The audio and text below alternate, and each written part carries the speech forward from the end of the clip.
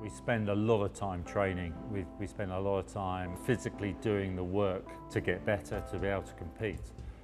But the recovery from the work you put in is just as important.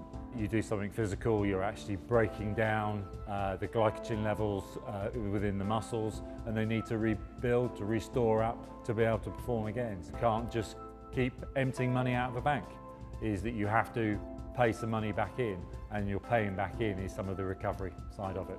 Tip number one would be, if you've done a very, very intensive session, don't just do nothing. Go for a walk. Keep the blood pumping, but at a much lower level. So you're not getting out of breath, it's not physically hard, but that actually aids the recovery process. Tip two is be aware of what you do away from your sport. So have a life away from sport, but be aware of what you're doing. Is that going to take your energy away from the next training session of building up to each performance? So be aware of your lifestyle, the whole management of what you're doing. The third tip, which will come under recovery as well, is fluid intake.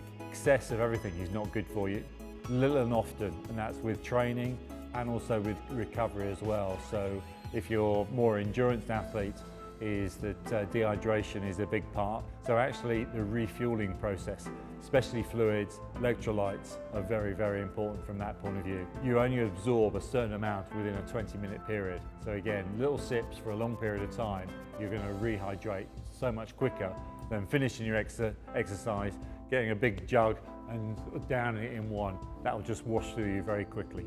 Training hard is very important, but recovery is just as important. Treat it with seriousness. Is that the more you can recover, the more you can be able to put into the next training session. The more you can put into the next training session, the better, faster athlete you're going to be. Do it properly and you'll get better performance from it.